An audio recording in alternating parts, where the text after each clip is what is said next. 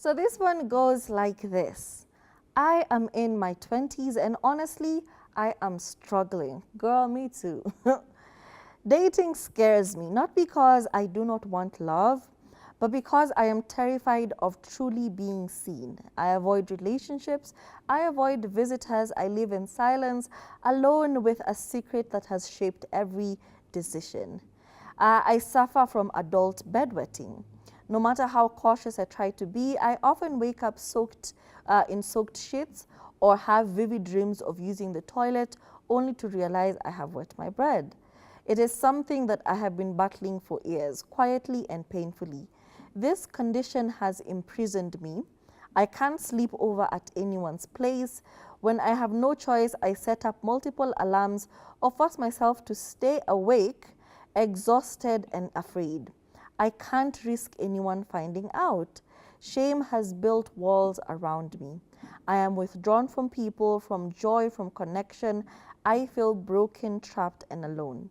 I have never told anyone this. I could not bear the judgment. Please advise. I have been listening and watching and I am desperate for help. Honestly, I understand how jarring and how uncomfortable it can be, especially when it's not something you can control. And it's not something that people are willing to, hear you out for a long time. But let me assure you with, you're not the only person suffering from this. We had Rispa Faith. You know Rispa Faith? Mama Nyota. She went on a TV show and very boldly told Shiksi that she actually was a bedwetter when she met her husband. And she said it happened a few times, but the fact that he was so nice about it and was never mean about it, it would happen, they would wake up, they would take out the sheets, they would clean out everything and then go back to bed. She simply said that after a while it stopped because she felt like she was in a safe environment. So for you, I think I would advise you to see someone and figure out what triggers it. What exactly is the trigger? For some people, it's usually rooted in something in their childhood. Maybe when they bedwet when they were children, they would be scolded about it, blah, blah, blah.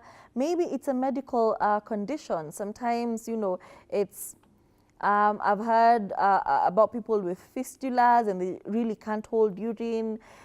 It could be anything. So first of all, see a medical practitioner and figure out wagwan. How can I stop it? Because there are remedies. For some people, it just stops after a while, just naturally. Some people, it's psychological and you need to see somebody and figure out what is triggering all of this.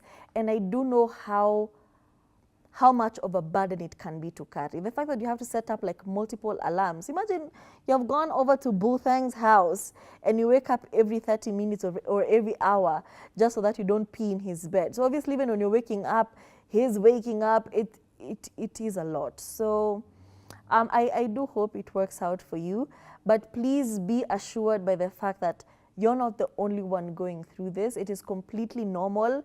It happens to many people. They just don't happen to talk about it. And everything is going to be okay. Yeah, first of all, it's so common, there's a name for it. It's called nocturnal enuresis. Enuresis.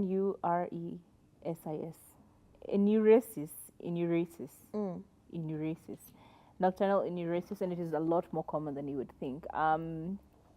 I think honestly, Turi has summed it up very, very well by saying there could be a lot of reasons why you're going through it. And oftentimes, especially when it comes to people who don't deal well with stress, it can come out in that form. Like a lot of people tend to have that popping up. Like you're fine. In some situations, it never happened. Like if you're in a comfortable space with people that you love and all that, and life is just going okay, subconsciously you're not stressing out and your body is not finding ways to show that you are stressed out. It's usually often an issue with like something happening subconsciously that you are either masking or suppressing or stress.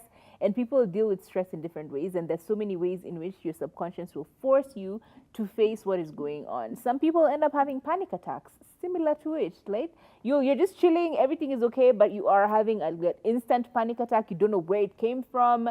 Same thing with identity crisis. Like, you have been doing this thing for a long time, and then suddenly you've forgotten how to do it. You feel like you're insufficient, you can't do it. These are all forms of your brain trying to either protect you or tell you that you're stressing out about something. You need to figure it out. I honestly would go one of two ways. One, instead of making it like an end all be all, because again, as you said, it's an issue a lot of people do go through. I think, first of all, let's find systems that work. There have been a lot of people who've been selling these mattress covers and bed sheets that do not absorb like any liquid, right? Yes, it's made Mattress for other protectors. reasons. You don't have to necessarily go the old way of using like a Macintosh. You can just get those. If it's happening a lot, it's something you can't stop. Therefore, it's better to start finding systems that will help you reduce the stigma and the shame by taking out your mattress and stuff like that. So find those protectors and bed sheets that actually do not let liquid absorb in.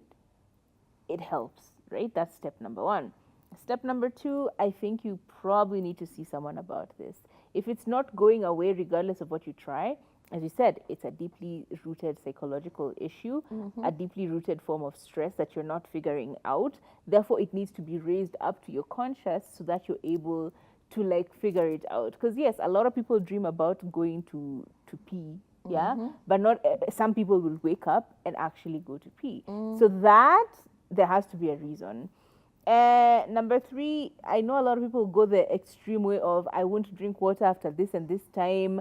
I won't do any liquids after this and this time to avoid it.